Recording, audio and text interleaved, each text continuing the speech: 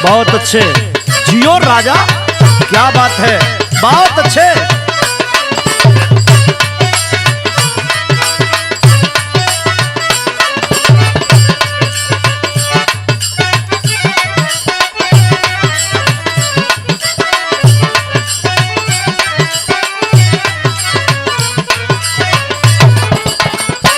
जियो जियो, वाह क्या बात है, जियो राजा।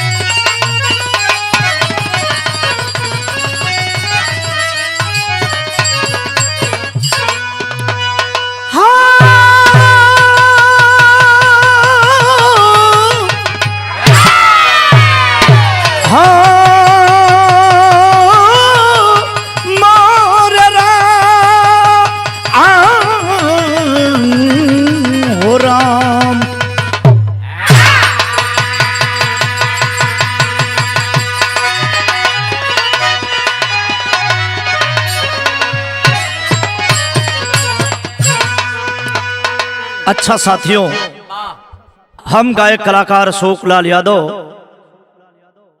कमलेश भाई के स्टूडियो में रिकॉर्डिंग हो रही है, जो पूर्वांचल के माने जाने रिकॉर्डिक्स हैं, बहुत अच्छे हैं। मैं इनकी स्टूडियो में एक बिरहा पेश और प्रस्तुत करने जा रहा हूं। मैं गायक कलाकार अशोक लाल यादव पूरी टीम के साथ। ये बिरहा नहीं, आजमगढ़ की एक ऐसी दर्द, एक ऐसी घटना प्रस्तुत और पेश करने जा रहा है आपका बेटा। कहानी को सुनने के बाद पसंद आए तो सब्सक्राइब कमेंट जरूर करिएगा, लाइक करिएगा, यह आपके बेटे का इशारा है। 4 लाइन भूमिका में भाव है, यह बिरहा नहीं गा रहा है आपका बेटा, यह दर्द सिर्फ बताने आया है। 4 लाइन भूमिका का भाव है मास्टर।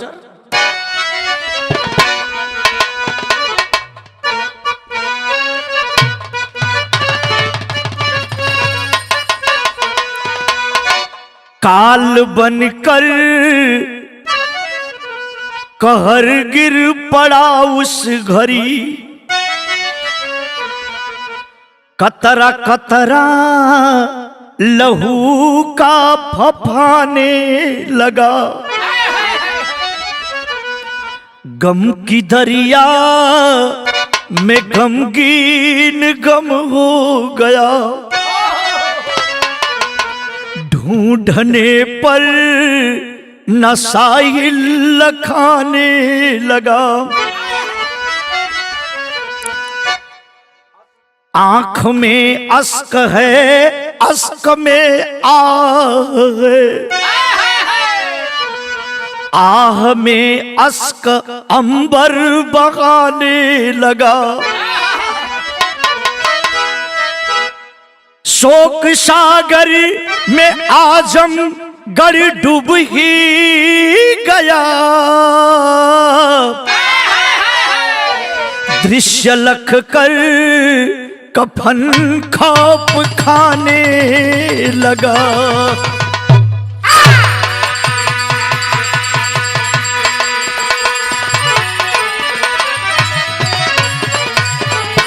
बारे कवि की लेखनी क्या भाव देते हैं। काल बनकर कहर गिर पड़ा उस घड़ी, कतरा कतरा लहू का फफाने लगा। गम की दरिया में गमगीन गम हो गया, ढूंढने पर न साहिल लखाने लगा। शोक सागर में आजमगढ़ डूब ही गया, दृश्य लख कर कफन खौफ खाने लगा। कवि ने एक लाइन गजल दिया है मास्टर, क्या?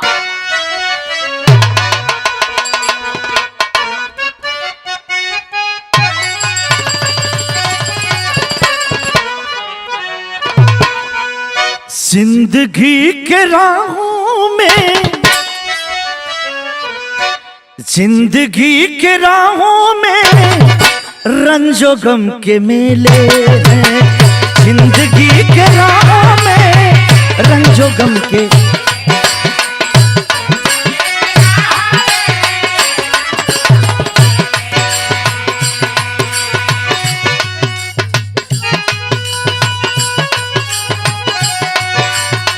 जिंदगी के राह में रंजो गम के मेले हैं।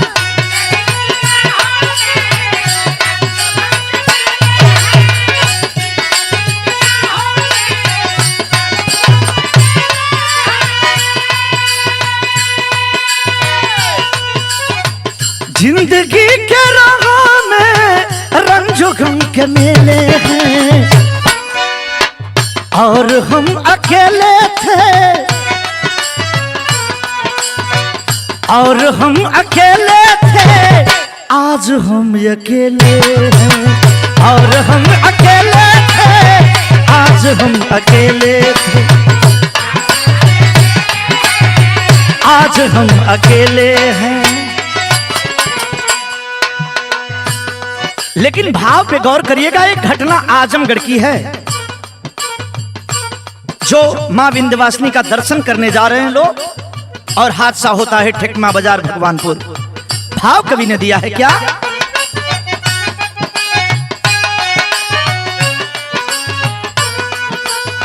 झांकती झरोखे से, झांकती झरोखे से मौत ये तूफानी है। झांकती झरोखे से मौत ये,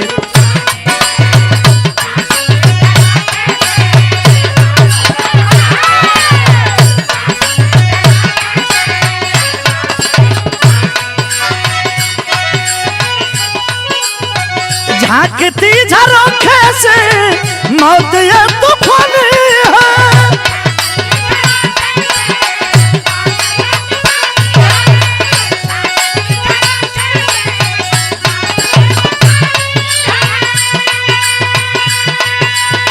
झांकती झरोखे से मौत ये तूफानी है।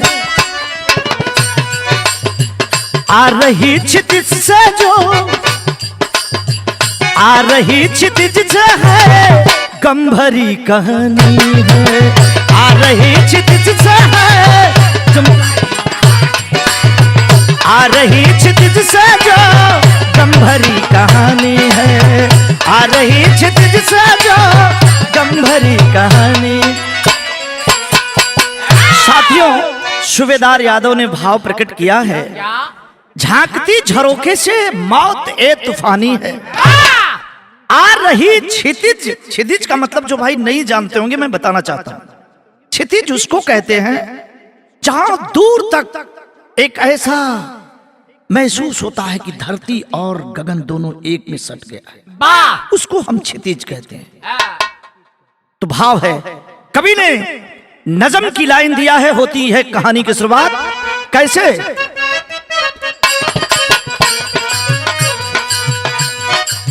कौन सी सांस, बारे कवि सूबेदार, कौन सी सांस कहां आखिरी बन जाएगी।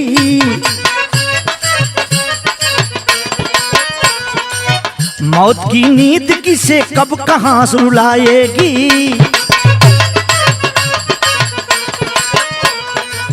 कहर कुदरत ने आज ऐसा एक गिराया है, खून से आजमगढ़ की धरती को नहलाया है। दिवस शनिवार को, 28 तारीख की बात, शनिवार था।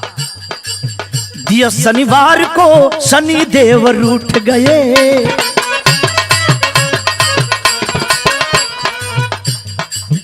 दरस देवी का करूं ख्वाब सारे टूट गए। ग्राम एक रामपुर के यादव शिव प्रकाश रहे।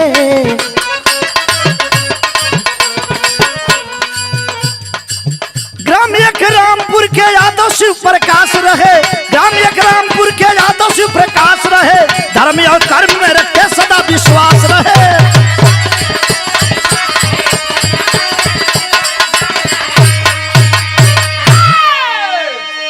अरे भैया गौर करिएगा, आजमगढ़ आरटीओ ऑफिस के बगल में गांव पड़ता है भदुली से पहले, जिस गांव का नाम है इकरामपुर। इकरामपुर में एक यादव का परिवार जो लालता यादव बताया गया, लालता यादव और पत्नी का नाम सुदामी देवी जो कैंसर की मरीज है। बड़े बेटे का नाम ओम प्रकाश और छोटे बेटे का नाम शिव प्रकाश।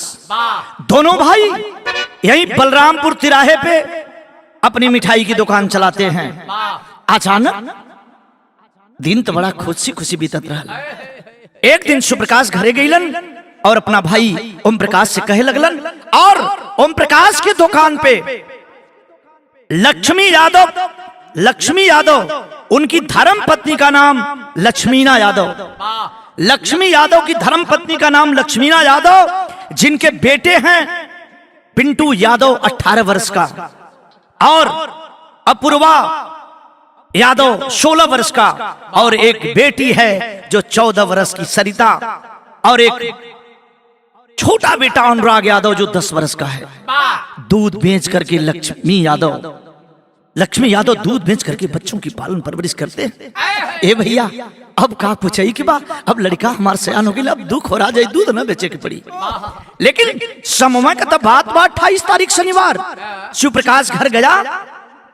28 वर्षीय शिव प्रकाश जब घर गया है तो एक योजना बनाया है। जब बनाया तो बिरहा में एक लाइन तरजबा मास्टर,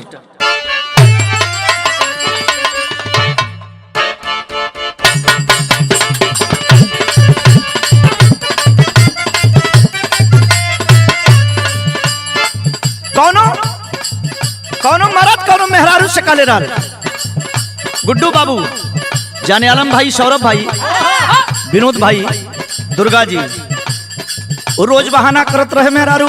मरद कहलू शनिचर के मौका ना बाटे,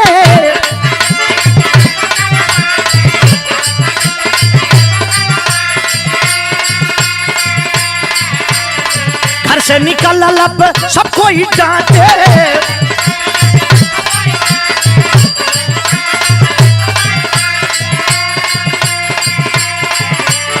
कहलू शनिचर के मौका न बाटे, घर से निकल लब सबको ही डांटे, कहीं के बहाना तू बाजार के मिला नया तवार के, मिला नया तवार के।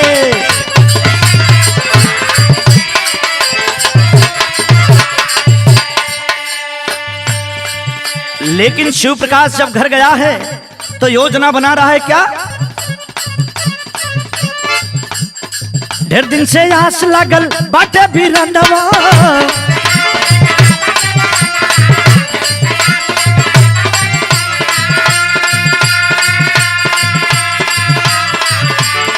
जाइब जरूर करे माई दर्शनवा,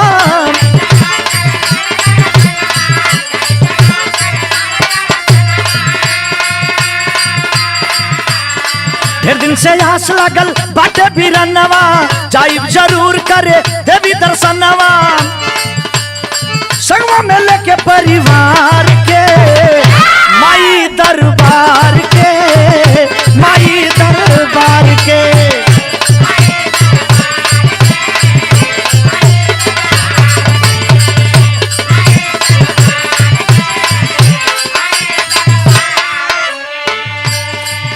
अब सारे साथी बैठे हैं, पिंटू बैठा है, अपूर्वा बैठा है, सारे लोग परिवार के बैठे। सरिता भी कह रहे भैया मैं भी चलूंगी।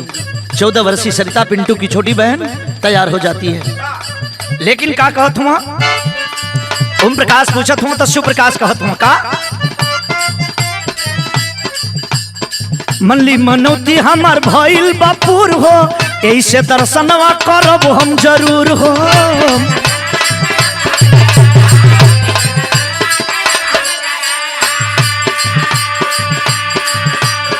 कहे ओम प्रकाश हमें, ओम प्रकाश समझा रहे हैं छोटे भाई शिव प्रकाश को। 32-33 वर्ष के ओम प्रकाश 28 वर्षीय अपने भाई शिव प्रकाश को समझा रहे हैं, मान जाओ हमारी इच्छा नहीं कर रही है, तुम क्यों हट करते हो। तो शिव प्रकाश मुस्कुरा कर, भैया आप समझते नहीं हैं, अरे हम तो देवी दरबार जा रहे हैं ना। कहे ओम प्रकाश, कहे ओम प्रकाश हमार लागे न मनवा,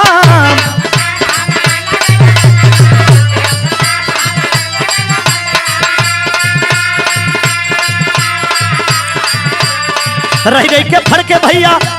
अरे वारे भाई शिव प्रकाश ओम प्रकाश कह रहा है भैया हमारा आंख फड़क रही है।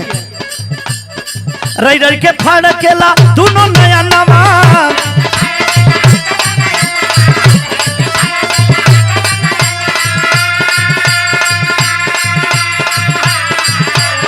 कहे ओम प्रकाश हमार लागे न मनवा, रह के फड़के भैया हमरो नया नवा। सुला तू बतिया विचार के माई दरबार के, माई दरबार के।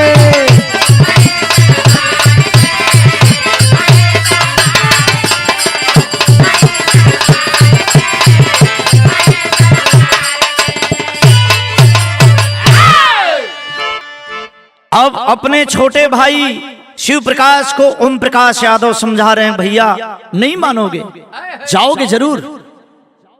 कहाँ जाएंगे, पूरे परिवार से जाएंगे। अब पिंटू अपूर्वा, अपूर्वा जो गांव का एक लाडला दुलारा था, वाह इतना होनहार कि गांव वाले अपूर्वा को कभी नहीं भेंट होती थी तो लोग पूछते थे अपूर्वा कहाँ है। ए भैया आज ओम प्रकाश समझावे लगना शिव प्रकाश के न मनलन, कल भैया परिवार लेके जाई अपने दुल्हन जब मोनी से कहन शिव प्रकाश कि तुम भी तैयार हो जाओ। कहले ये सही हम गर्भवती है, हम के माई दरबार न जाएगी। कहा कि आडंबर में फंसी हो, चलो चला जा।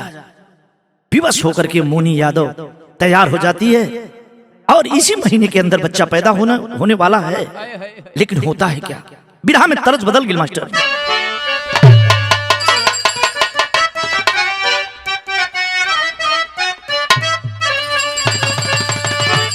कह सावन महीनवा सवनइयो निकलू गइल, कहे काला तिल गलवा कहे गुरैया निकलू गइल, कह रस रस झूलली झूलनवा राधा कान्हा मन मोह।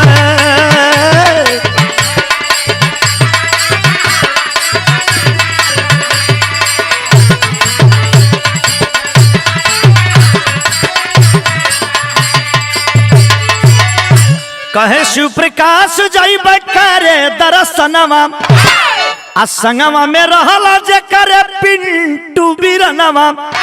चचेरा भाई पिंटू जो लक्ष्मी यादव का बेटा था, 18 वर्ष की उम्र, वो भी तैयार हुआ, अपूर्वा भी तैयार हुआ, उसकी बहन छोटी सरिता और शिव प्रकाश अपने और अपनी दुल्हन मोनी और एक 3 वर्ष की लाडली बेटी को लेकर के अनुष्का को, अनोखी को तैयार होता है। तो विरहा में भाव कहे शिव प्रकाश जाइब करे दर्शनवा, आ संगवा में रहल जे करे पिंटू बिरनवा। अरे विंध्याचल का कैला तैयारिया भैया हो, गाड़ी चलल रफ्तार।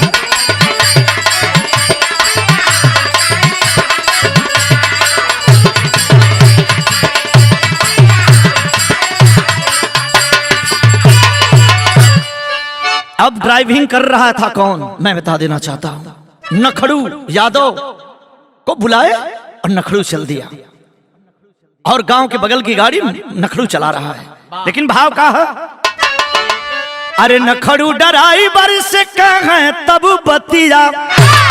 गाड़ी चलल बा जैसे रोड पर पकड़ल से जौनपुर का रास्ता, तो उस समय नखड़ू और शिव प्रकाश आपस में बात करत हूं। नखड़ू ड्राइवर से कहे तब बतिया, हंसी हंसी बतिया करल दोनों सखिया।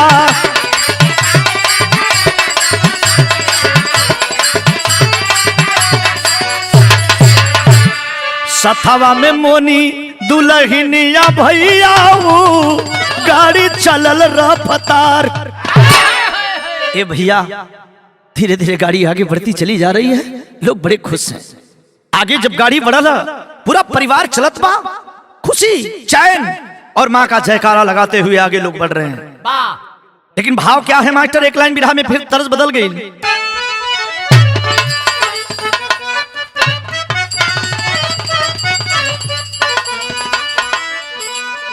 कौनो किसान का औरत कहले रहल, कह हंसी हंसी गोरी कह, हंसी हंसी गोरी कह माना सैया बतिया, हंसी हंसी गोरी कह माना सैया बतिया, गढ़ू ना तहलू के गढ़ा दा तिल पतिया।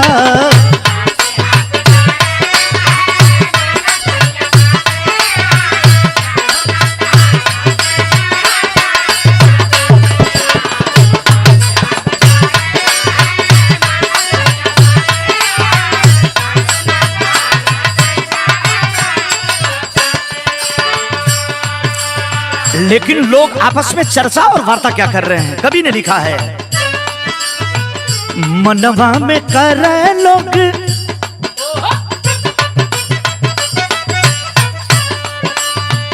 मनवा में कर रहे लोग माई का रटनवा,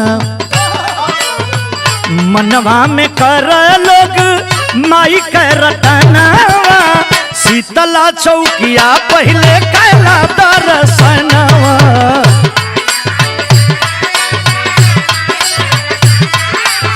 शीतला चौकिया पहले कैला दर्शनवा।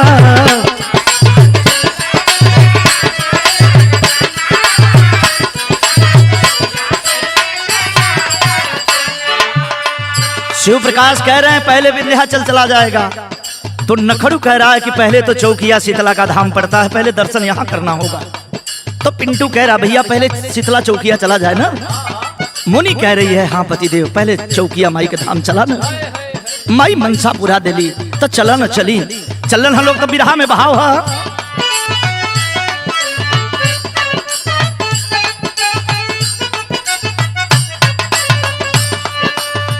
धीरे धीरे गाड़ी आई ठेकमा बजरिया, पुलिया के पास भगवानपुर नगरिया,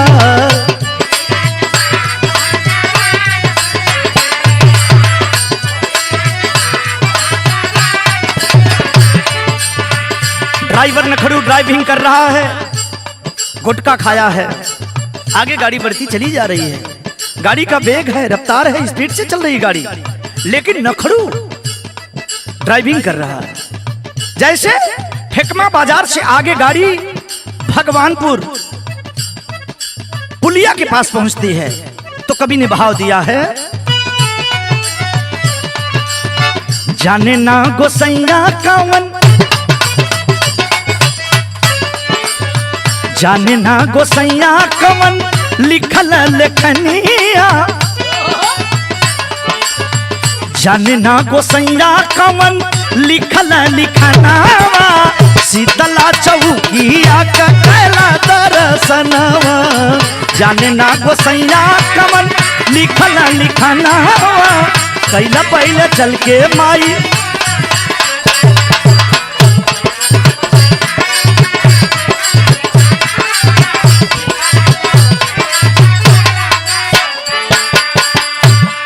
वार्ता हो रही है कि शीतला माँ का दर्शन किया जाएगा।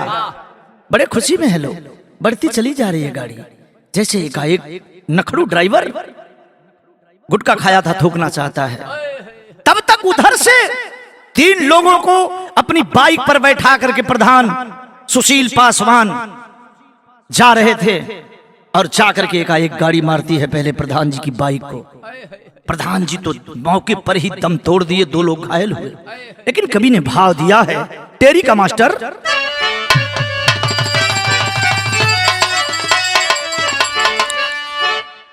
पयनवा रे पयनवा के कर कहिया कब होई, अरे मोरे रामा हो राम, पयनवा के कर कैया कब हुई, जाई जरूर जे के जाए के बाद जहिया अरे हो जहिया अरे हो जहिया। गाड़ी एकाएक जाकर के और जो डिवाइडर बना है एकाएक जब थूकना चाहता है, डिवाइडर बाएं तरफ मुड़ा था, एकाएक समझ नहीं पाया, मुड़ा था और सीधे चला गया। अचानक जाकर के गाड़ी डिवाइडर पे टकराती है तो ऐसा लगता है चमका बिजुरी जस अंबर में, वैसे आर्टिगा जा टकराइल बाय, सबकर हृदय विदारक भइला, आंख में आंसू आइल बा। भैया हो जैसे गाड़ी जाके एकाएक लड़ल हा, इतना जोर का धमाका होता है, गाड़ी तो कुछ क्षण तक हवा में लहराती रही और उसमें से सुनने वाले भाई जरा गौर करिएगा, गाड़ी जैसे आगे बढ़ी डिवाइडर पे टकराई और टकराने के बाद जो अनोखी बेटी थी शिवप्रसाद की बेटी अनोखी गाड़ी से बाहर जा गिरी, 3 वर्ष की लाडली, और आ रही थी मालगाड़ी ट्रक और बेटी को कुचल देती है। हे भगवान, अगर ट्रक नहीं कुचलती तो हो सकता है वो अनोखी बच जाती, लेकिन कुचल देती है।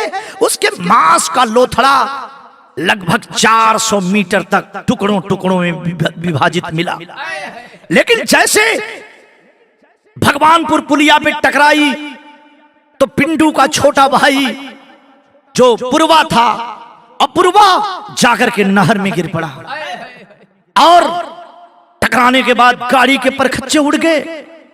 ड्राइवर तो नखरू कूद गया और रोड के इस पार नहीं उस पार जाकर के सोया था। गर्मी थी जब तक शरीर में, नखरू इस पार से उस पार हो गया। लेकिन भाव कवि ने लिखा है, जब खबर जाती है एक रामपुर में तो आजमगढ़ जनपद में कोहराम छा गया। और सुनने वाले भाई गौर करिएगा, जैसे गाड़ी लड़ी मौके पर दम कौन कौन तोड़ दिया।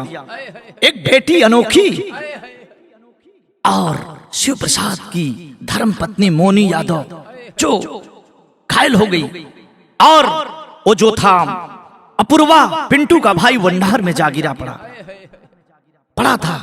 और होता है क्या, तनी सुन ला, जो समय खबरिया एक रामपुर में गई है भैया कोहराम छा गल, लोग रोवे लगलन, दौड़े लगलन। उसमें का भाव बदल गल मास्टर, एक लाइन तरस बा।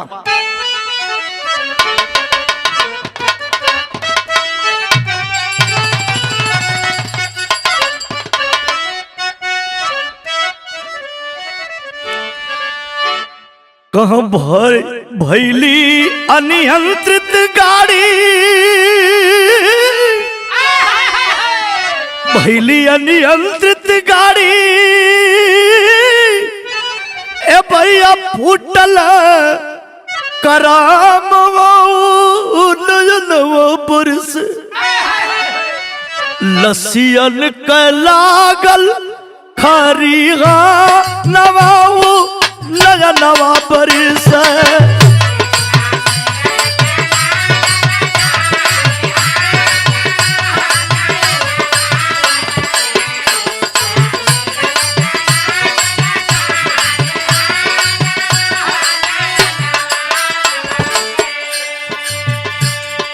गौवा एक रामपुर में, कवि ने भाव दिया अंतरा का, गौवा एक रामपुर में आईली खबरिया,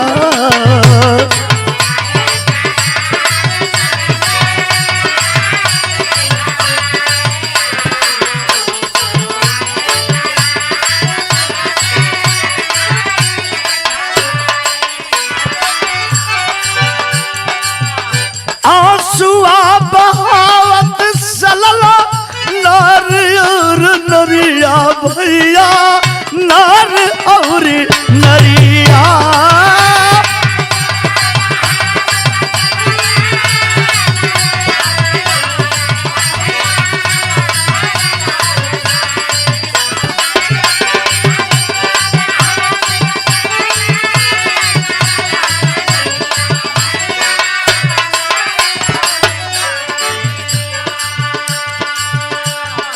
कि रोम प्रकाश कहवा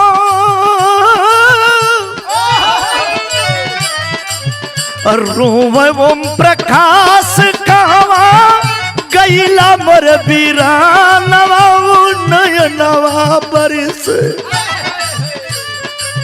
सपना भइला साजाला सपनवा नयनवा बरिस सपना भइला साजाला सपनवा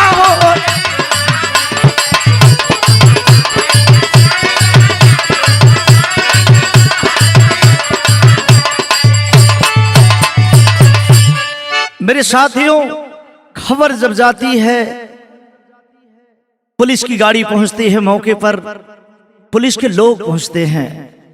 मैं धन्यवाद देना चाहता हूं उत्तर प्रदेश के मुख्यमंत्री माननीय अखिलेश यादव को, जिन्होंने 108 चलाई, 102 चलाई। मौके पर सबसे पहले 108 और 102 पहुंचती है और गाड़ी से लोगों की लाश निकालने लगे। कौन मरा है, कौन जिंदा है। लोगों को जब निकालने लगे तो शिव प्रसाद मौके पर ही दम तोड़ दिया था। बेटी अनुष्का जा करके रोड के दूसरी तरफ गिरी है, कुचल गई है बेटी। और पिंटू साथ में चचेरा भाई, वो भी दम तोड़ दिया है। लेकिन लोग ढूंढ रहे हैं, दिखाई तो अपूर्वा नहीं पड़ रहा, आखिर कहां उसकी लाश है, वो कहां गया। लेकिन साथियों, बारे भगवान, वो जाकर के नहर के पानी में गिर पड़ा, उसी में डूब करके मर गया। लेकिन वाह, कवि लिखते हैं कि ओम प्रकाश जब अपने शिव प्रकाश को देख रहे हैं, पाल सहला रहे, अरे शिव प्रकाश, अरे पगला, तू मेरी एक नहीं सुना ना। पिंटू के पास जब जाते हैं, आंखें बंद है पिंटू की, कहते एक बार बोल दे मेरे छोटे भाई। लेकिन साथियों, सरिता और मोनी यादव को लेकर के सदर हॉस्पिटल आए और सदर हॉस्पिटल आने के बाद मोनी जो गर्भवती थी, इसी महीने के अंदर बच्चा पैदा होने वाला था, लेकिन 12 दिन लेट था। 12 दिन लेट था, बच्चा पेट में पल रहा था। मोनी यादव इस दुनिया को छोड़ चली सदर हॉस्पिटल में, लेकिन डॉक्टर ने उस बच्चे को बाहर कर दिया। लेकिन आज पिंटू की छोटी बहन सरिता को आज पहले सितंबर को आज होश आ गया है। लेकिन भाव है, कभी लिखते हैं, जब ओम प्रकाश रो रहे हैं, लक्ष्मी यादव रो रहे हैं, उनकी धर्मपत्नी लक्ष्मीना, लालता यादव उनकी धर्मपत्नी सुदामी यादव, तो रो करके लोग एक भाव प्रकट कर रहे हैं। लेकिन ओम प्रकाश के आंसुओं का फव्वारा बह रहा है। अब भगवान ने कुछ नहीं छोड़ा, क्या बचा है? मैं भी मर जाता तो अच्छा होता। अब मेरी दुनिया में कोई नहीं है, हे भगवान मुझे भी उठा ले। लेकिन रो रहा है ओम प्रकाश, जमीन फटी जा रही है, पैर से जमीन खिसकी चली जा रही है। लेकिन एक भाई अपने तीनों भाइयों के लिए रो रहा है। क्या कह रहा है मास्टर?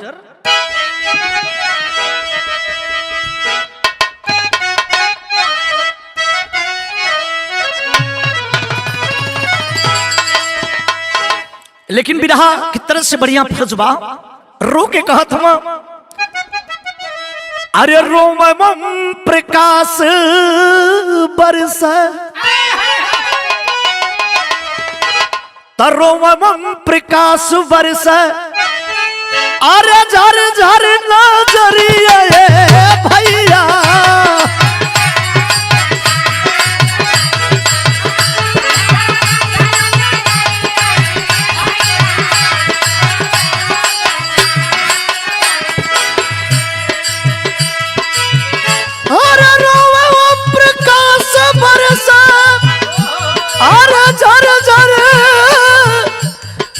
नजरिया भैया, आपके दिखाई हमके, आपके दिखाई हमके, आगवा के डहरिया भैया।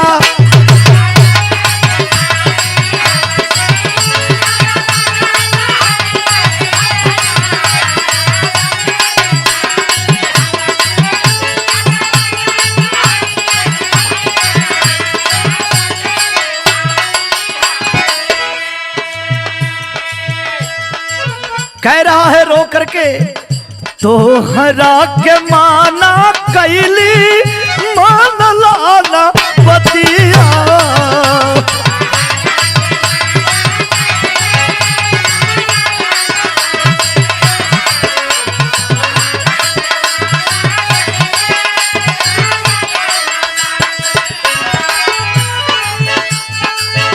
आखिया के खोला देखा फाट मोर छतिया भैया, फाट मोर छतिया।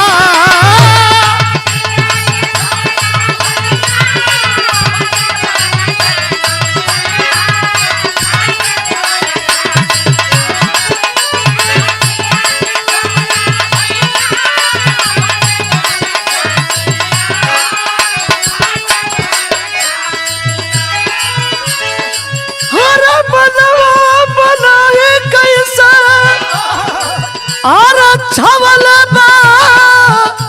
अनरिया भैया, अब के दिखाई हमके अगवा के डहरिया भैया, अब के देख।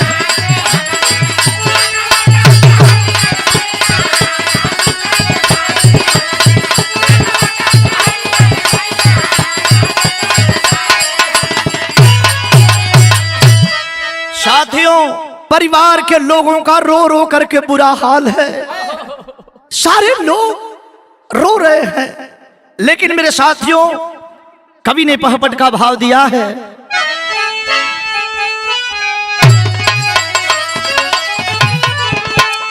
अरे जंगल के आगे जस अरे लागल खबरिया नीर नजरिया में, अरे जंगल के आगे जस लागल है खबरिया नीर नजरिया में, अशोक में डूबल या जंगल सागरिया नीर नजरिया में।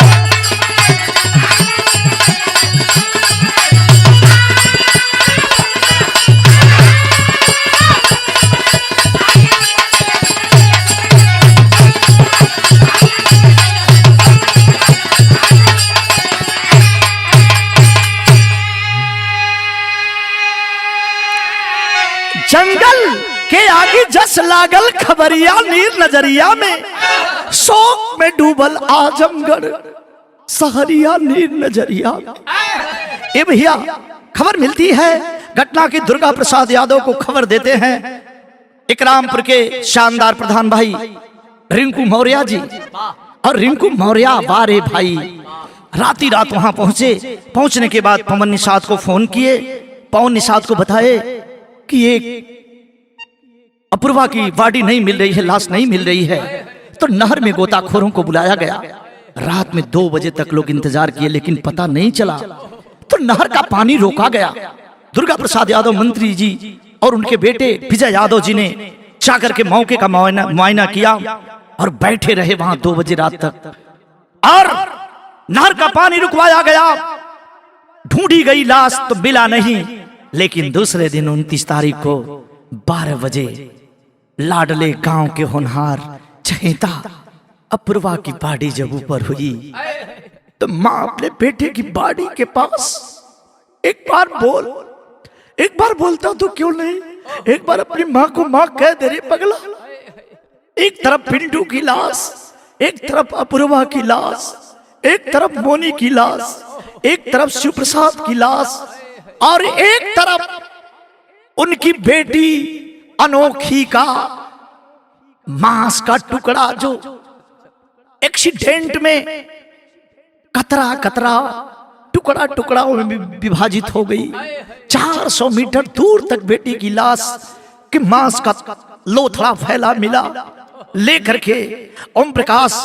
लेकिन ये पंचो अनोखी का सर तक कुचल गया रहल, लेकिन हथवा कट के वही सड़किया के किनरवा रहल। जब ओम प्रकाश और रिंकू प्रधान पवन निषाद पहुंचते हैं, ढूंढ रहे हैं लोग, बटोरा गया। हथवा लेके ओम प्रकाश अपने छोट भाई के बेटी के रोवे लगल। ये तो से अपने पापा के पास उतरलू, हमार मुँह साला उतरलू। एक बार तो के कहाँ खोजी बेटी? ये दर्द बता रहा हूं साथियों, ये कोई बिरहा नहीं है, लेकिन भाव पे गौर करिए। पहपेट का लाइन है, ए भैया सरिता मोनी के लेके सादर गई ना आई, आ खोजे लोगवा अनुपया तो मिले नहीं भाई।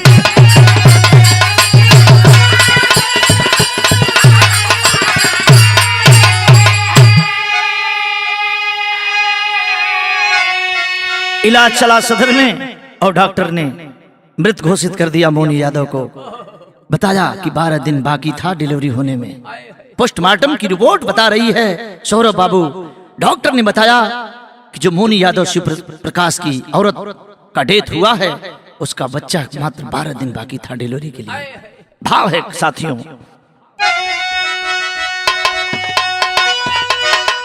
अरे धना विधाता काली खला तकदीरिया नीर नजरिया में, अशोक पे डूबल या जमगढ़ सहारिया नीर नजरिया में।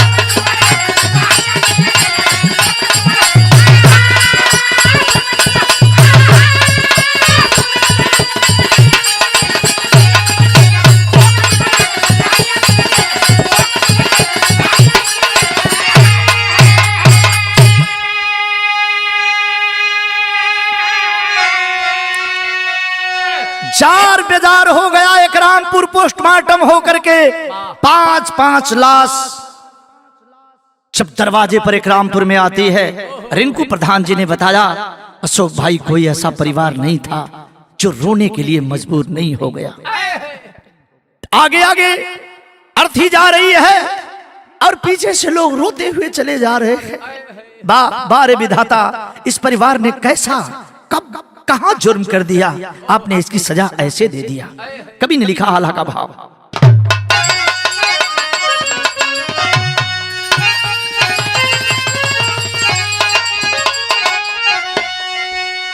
कि हाय राम, अरे पोस्टमार्टम बाद जब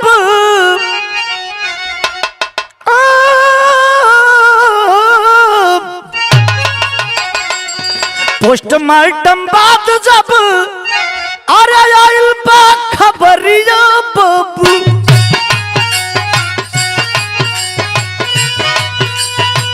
एक रामपुर गौवा में मचल कोहराम,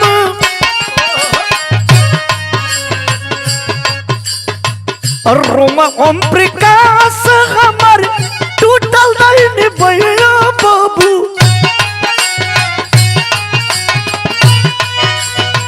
लखन के गवा के आज कैसे जी हराम, और रोवे लालता यादव टूटल आप मोर बुढ़ैया भैया।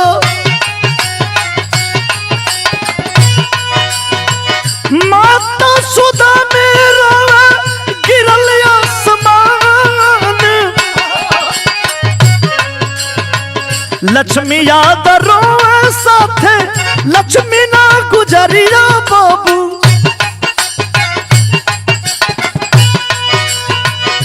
पिंटू या पुरवा कवा गईला वो पराया, दुर्गा माननीय दुर्गा प्रसाद यादव जी पहुंचते हैं मौके पर। दुर्गा प्रसाद जी था रावला सबुरवा बाबू, शोकवा में डूब गई ना रिंकू प्रधान। गौवा ये रामपुर में छावला अनहरिया बाबू, के लेके चले शमशान, शव यात्रा में विजय याद चल भैया बाबू।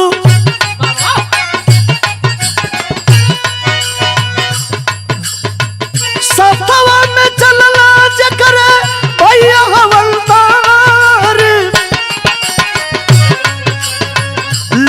करके लाश जब आइल राज घटवा बाबू, चितवा सजावे लोगवा बरस नैन धार। साथियों, बाड़ी सबकी लाश पोस्टमार्टम होकर के रामपुर गांव में जैसे पहुंचती है, लोगों ने सुना कि 12 दिन बचा था डिलीवरी का। अरे बाप रे बाप, छोटा बच्चा को डॉक्टर ने बाहर कर दिया था। हृदय को विदारक कर देने वाली यह घटना, हृदय को चकनाचूर कर देने वाली बात। बारे परमात्मा आपने क्या गिराया। और देवी माँ को मैं उलाहना दे रहा हूँ और कह भी रहा हूँ, आपके अंदर शक्ति थी, आपके दरबार पर लोग मत्था टेकने जा रहे थे। क्या आप झूठी देवी हैं क्या? जो आपके शरण में आएगा उसको आप ऐसा जुर्म दोगी, ऐसा अंजाम दोगी आप? कवि की कलम गवाही कर रही है और खरी का भाव है मास्टर।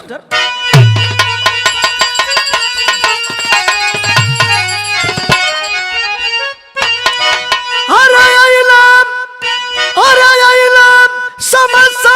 लेके पांचों लसिया, जर जर बरस नया नवा रुके नसिया।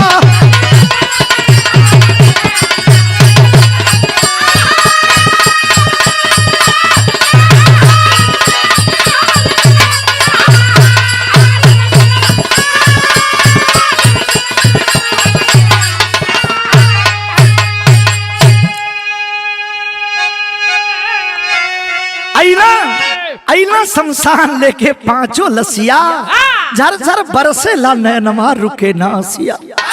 दुर्गा प्रसाद यादव भी उस शमशान राजघाट माता तमसा नदी के किनारे समझा रहे हैं छोटे भाई ओम प्रकाश को, भाई मत रो, करोगे क्या? जो विधि का लिखा है मेट नहीं सकता।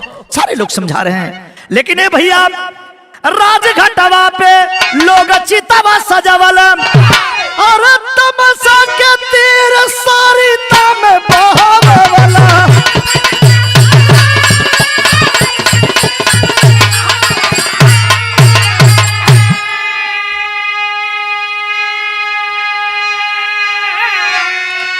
ए भैया हर घटना सुन के सब ही कारू कल बायसिया, और घटना सुन के सब ही करू कल बायसिया। तजर जर परसा नया नवा रुकल बाससिया।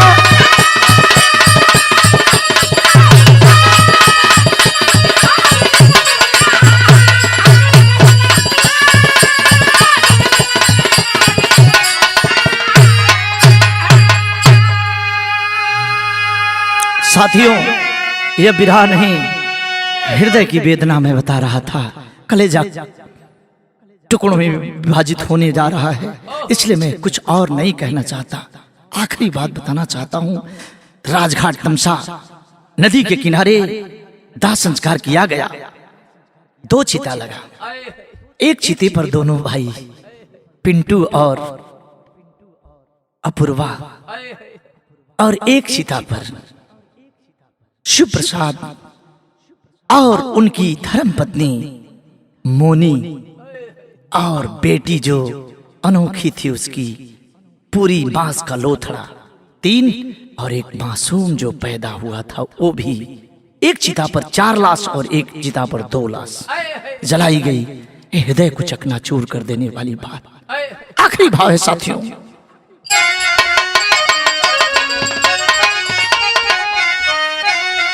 गुरु बिहारी गुरुपत्तू कहे डूब गए हैं गम से।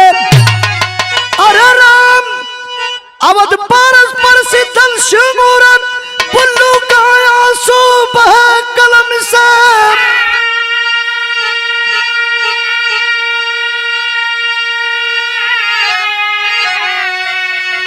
पयनवा के कर कहिया कब होई, पयनवा के कर कहिया कब होई। यसटी अशोक लाल झर झर बरसे